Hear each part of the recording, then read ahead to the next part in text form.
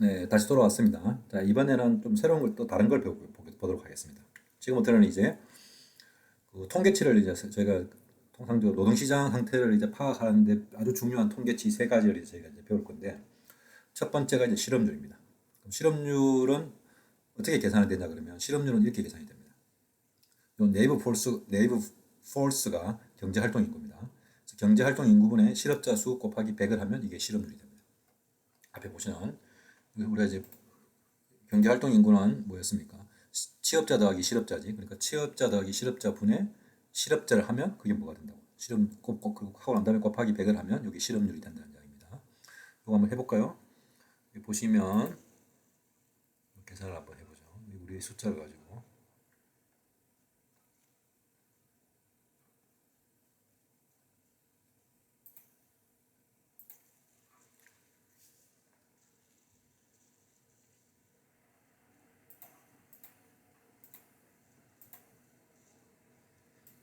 보시면 지금 경제활동 인구가 몇 명이냐 그러면 실업자가 몇 명입니까? 157만 명이고 그지? 경제활동 인구는 2,738만 8천 명이지. 곱하기 100을 하면 이게 뭐가 된다고? 실업률이 됩니다. 그래서 실업률 계산해 봤더니 5.732438이지. 요거 이제 그래서 소수 두 셋에서 반올림하면 5.7%죠. 이렇게 해서 5.7%가 계산이 된 겁니다. 첫 번째 저희가 배운 게 뭐냐 그러면 첫 번째 저희가 이제 배운 게 뭐냐면 실업률에 대해서 배웠습니다. 실업률은 경제활동 인구 나누기 경제활동 인구분의 실업자 수 곱하기 100을 하면 실업률이 된다는 얘기입니다. 이게 이제 하나를 배웠고 두 번째는 이제 경제활동 참가율입니다. 경제활동 참가율은 어떻게 계산이 되냐 그러면 경제활동 참가율은 경제 전체 인구분의 전체 성인 인구분의 경제활동 인구 곱하기 100을 하면 이제 경제활동 참가율이 됩니다. 여기 보시면 우리 지금 전체 성인 인구가 여기 보시면 몇 명입니까? 4496 8천만 명이고 이 중에서 경제활동 인구는 얼마입니까?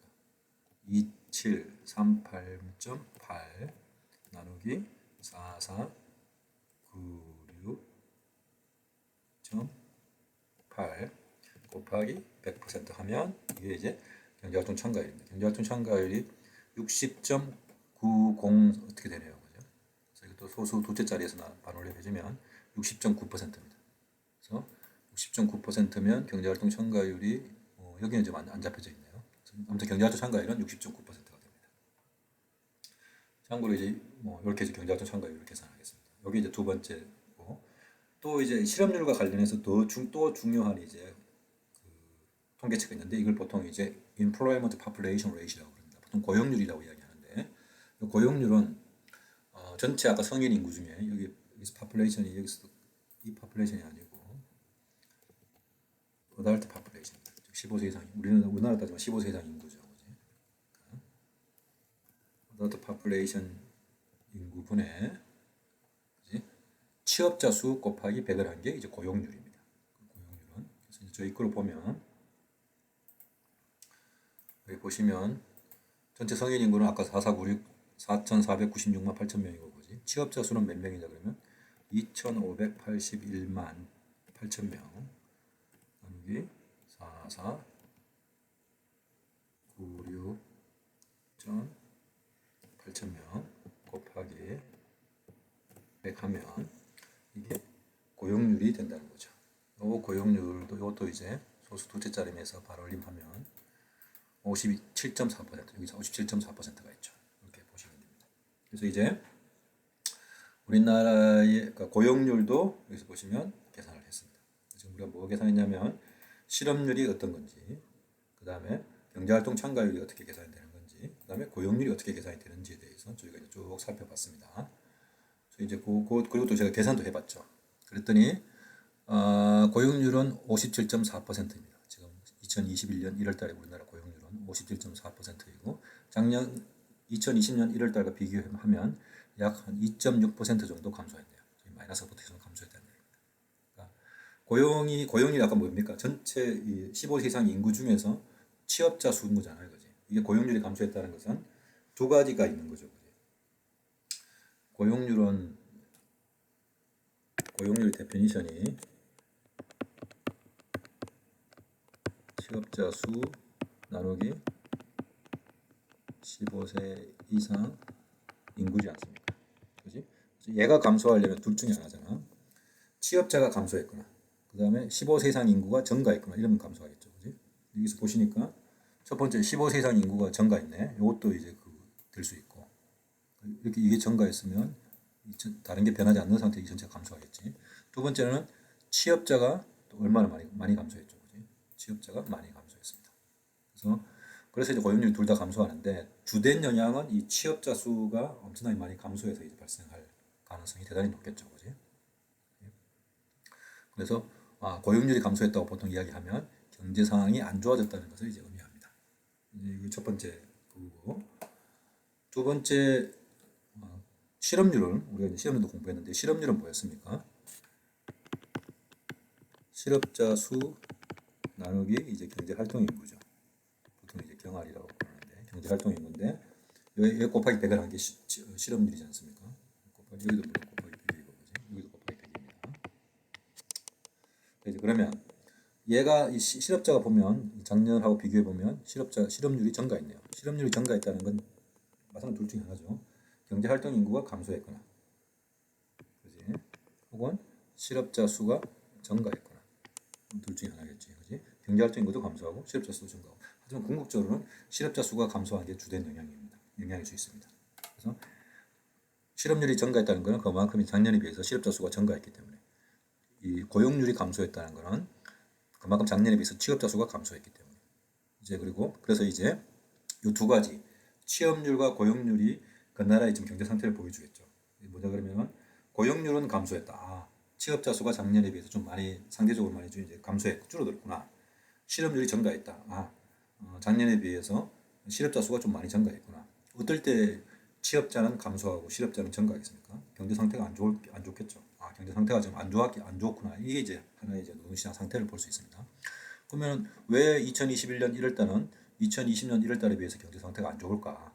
왜 이제 노동시장이 이 상태가 안 좋아졌을까라고 하면 가장 중요하게 우리가 생각할 수 있는 것 중에 하나가 이제 뭐겠습니까? 코로나를 들 수 있겠죠. 코로나 때문에 사회적 거리두기를 하니까 기본적으로 지금 상당히 이 경제 활동의 일부가 지금 작동이 안 되고 있는 거죠. 저희가 이제 사회적 거리두기 운동 때문에 사람들도 못 만나고 5인 이상 못 먹으니까 하다못해 뭐 밖에서 밥도 5인 이상 못 먹고 저녁에 이제 뭐 저녁 시간에 또 이제 9시 지금은 이제 좀 완화됐지만 1월 달만 하더라도 그지 9시 전에 뭐 영업 시간이 다 끝나니까 술도 못 마시고 친구들하고 뭐 하다못해 이제 뭐 다른 여가 활동도 못 하고 극장에도 못 가고 저녁 늦게는 그지 그리고 뭐 식당에서 밥 먹는 것도 조심스럽고 뭐 이런 것들이 다 하다못해 이제 뭐 여러분들 뭐 할까요? 많죠, 그지? 그런 어떤 통상적으로 여러분들이 하는 활동들을 여행도 못 가고 이런 것들이 못 하니까 당연히 관련되어 있는 경제 활동들이 축소될 거고 축소되니까 그 분야에서 영업 활동하는 그러니까 경제 행위를 하는 사람들의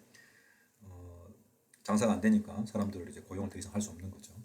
그래서 취업자 수는 감소하고 실업자 수는 이제 증가할 수 있겠습니다. 이제 이게 한 가지 상황이겠죠. 좀 이제 현재 우리 코로나 상황을 다 알고 있지 않습니까? TV에서 맨날 보고. 근데 이제 그 수치를 이제 보면서 여러분들이 상상해 볼 수 있겠죠. 지금 경제 상태가 이제 어떤 정도인지. 그리고 이제 이 수치를 이게 마이너스 2.6% 고용률이 감소했다. 실업률이 1.6% 증가했다는 이 수치의 크기가 이 마이너스 2.6%가 상대적으로 큰 숫자인지 크게 감소한 건지 1.6%가 크게 증가한 건지 보려면 이제 쭉 이제 과거 데이터를 보면 상대적 평가해 볼 수 있겠죠. 나중에 제가 한번 보여드리겠습니다. 그래서 저희가 지금 뭐 배웠냐 그러면 고용 동향이 통계청에서 고용 동향을 매월 발표하는데 그때 여기 보시면 첫 번째가 이제 경제활동 인구 구조가 있습니다. 그 중에서 15세 이상 인구, 경제활동 인구, 비경제활동 인구, 취업자, 실업자, 고용률, 실업률을 발표하는데 요것의 각각의 데피니션에 대해서 살펴봤고 요 각각의 데피니션들이 요 각각의 통계치가 어떻게 계산되는지에 대해서 살펴봤고 그지? 그리고 이 통계치가 의미하는 게 무엇인지에 대해서도 간단하게 살펴봤습니다. 그래서 전체적으로 그걸 보면 한 나라의 현재 노동시장의 상태를 좀 이해할 수 있겠다 정도 정도로 이제 여러분들이 생각하시면 되겠습니다.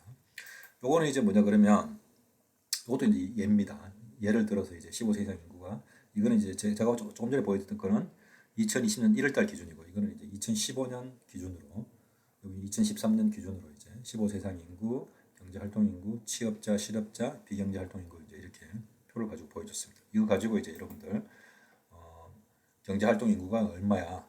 여기 있잖아. 계산하는 거 있죠, 그지? 2015년도에 그 다음에 실업률 어떻게 돼? 이런 거 다 계산해 보시면 되겠죠, 그지? 이거 가지고 그 다음에 성인 인구는 어떻게 계산이 돼? 경제활동 인구 더하기 비경제활동 인구 더하니까 얼마야? 경제활동 참가율은 어떻게 돼? 이것도 다 계산해 보면 요 통계치 가지고 하나씩 계산해 보면 되겠죠, 그지? 이거는 뭐 저렇게 계산해도 되고 좀 전에 요거 가지고도 계산할 수 있고 그래서 연습을 많이 해보시면 됩니다. 이 관련해서 제가 이제 이런 거 이제 어떻게 계산하고 이 했던 정보를 가지고 이제 뭐를 이제 이해하고 해석하는지 이런 것들을 제가 이제 나중에 시험 문제에도 낼 예정입니다.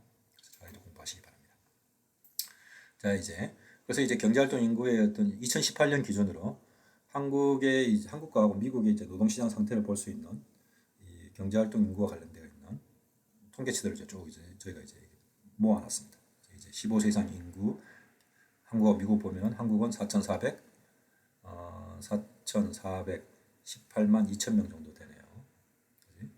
그런데 미국은 2억 5,599만 1,000명 정도 되네요. 우리나라보다 약 한 5배 정도 더 인구가 많네요.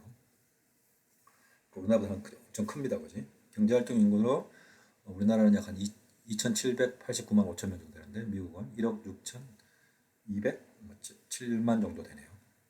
이것도 마찬가지로 우리나라 따지면 한 5배 정도 이렇게 많습니다. 당연히 그러니까 나라가 크니까 취업자 수도 훨씬 많고 실업자 수도 훨씬 크겠죠. 비경제활동 인구도 훨씬 많겠죠. 그지? 자 이제 이거 가지고는 한국하고 미국을 비교할 수는 없습니다. 이거 가지고 비교할 수 있는 건 뭐냐면 미국이 한국보다 훨씬 큰 나라네. 노동시장도 훨씬 큰 노동시장을 갖고 있네. 정도만 이제 알 수 있는 거죠. 그지? 근데 한국과 미국을 직접적으로 비교할 수 있는 게 뭐냐 그러면 이런 세 가지 이 통계치, 경제활동 참가율, 실업률, 고용률은 아까 제가 이제 이거 말씀했잖아요. 그지? 한 나라의 노동시장 상태를 보여주는 건데 이제 그거는 저희가 이제 비교해 볼 수 있겠죠. 그래서 이제 보시면 먼저 실업률 비교하면 2018년에 한국의 실업률은 3.8%, 미국은 3.9%. 실업률은 비슷하구나. 그럼 두 나라의 지금 노동시장 상태가 노동시장 상황이 좀 비슷하네 정도 이제 이해할 수 있겠죠. 그리고 이제 고용률을 봤더니 한국은 60.7%, 미국은 60.4%. 이것도 뭐 비슷하거나 뭐 비슷한 수준이거나 좀 이렇게 있죠, 그지? 경제활동 참가율은 한국은 63.1%, 미국은 62.9%. 이것도 거의 비슷하네요. 이렇게 이제 두 나라 사이의 노동시장 상태를 비교할 때는 요 세 가지 통계치를 가지고 이제 저희가 이제 비교할 수 있습니다. 이거 좀 비교가 안 되겠죠. 그래서 이제 한 나라 내에서는 이 숫자 가지고도 비교할 수 있겠지만 취업자 수, 실업자 수 가지고도 이제 오버타임에 시간에 따라서 어떻게 변하는지 볼 수 있겠지만 나라와 나라 사이를 비교할 때는 이게 이제 불가능합니다. 그래서 나라는 나라 사이 비교할 때는 이게 이제 더 중요하다는 이야기입니다. 그리고 시간과 시간 사이에서의 어떤 노동시장 상태를 볼 때도 이 경제활동 참가율, 실업률, 보통 고용률 이 세 가지 통계치를 가장 많이 씁니다. 실업자 수가 예를 들어서 100명 증가한 건지 1000명 증가한 게 좋은 건지 나쁜 건지보다는 이 실업률이 몇 퍼센트 증가했는지, 실업률이 얼마만큼 증가했는지, 또 고용률이 얼마만큼 증가했는지, 경제활동 참가율이 얼마만큼 증가했는지를 이제 보여주는 거죠. 그래서 이제 보통 요게 왜 이 세 가지 변수가 노동시장 상태를 나타내는지 볼 수 있냐 그러면 제가 그 말씀드렸잖아요. 그지? 경제 상황이 안 좋으면 취업자가 줄어들 거니까. 그지? 취업자는 줄어들고 실업자는 늘어날 거니까. 취업자가 줄어들면 고용률은 경제 상태가 안 좋아지면 고용률은 감소할 거고. 대신에 실업자가 늘어나니까 실업률은 증가할 거고. 그지? 그렇게 되면 전체적으로 경제활동 참가율은 어떻게 되겠습니까? 경제활동 인구 자체는 줄어들겠죠. 그지? 대체적으로 물론 이제 이 실업자 늘은 거하고 그지? 그러니까 취업자 줄어든 거하고의 어떤 상황에 따라서 경제활동 인구가 달라질 수는 있겠지만 통상적으로 실업자가 훨씬 더 많이 발생합니다. 취업자가 훨씬 더 많이 줄어들겠죠. 이게 보시는 것처럼. 아니면 그러니까 실업자가 훨씬 더 많이 증가하든지 혹은 그러니까 이게 보시면 실업자는 요 두 개를 합치면 그죠? 어떻게 됐는지 보면 대개의 경우에 경제활동 인구가 이제 줄어드는 경향이 있습니다. 경제가 안 좋아지면. 그러니까 취업자는 훨씬 많이 줄어들고 실업자는 조금 증가하고. 이 두 개의 순 효과를 보면 대개의 경우에 경제 활동 인구가 많이 이제 경제가 아주 안 좋을 때는 경제 활동 인구가 감소하는데 그렇게 되면 경제 활동 참가율이 감소하겠죠. 통상적으로. 그래서 이제 그 나라의 경제 상태를 이제 저희가 이제 볼 수 있습니다. 그런 의미에서 이 세 개 변수들을 현실 세계에서 가장 많이 사용하고 있고 여러분들 TV나 뉴스, 신문 같은데 뉴스에서 보면 이런 것들을 이제 많이 이런 고용률, 실업률, 경제활동 참가율 이런 수치들을 이제 그러니까 이런 그 통계치들을 쉽게 이제 접하실 수 있습니다. 요거 가지고 이제 뭘 볼 수 있다? 한 나라의 이제 경제 상태를 이제 판단할 수 있다는까지 이제 이야기를 했습니다. 여기까지 이제 이야기하고 다음번에는 이제 저희가 이제 배웠던 그런 이제 그 노동시장 통계치를 사용해서 이제 한국 시장하고 한국 경제하고 한국 노동시장하고 미국 노동시장에 이제 적용을 시켜서 한번 살펴보도록 하겠습니다. 이따 다시 뵙겠습니다.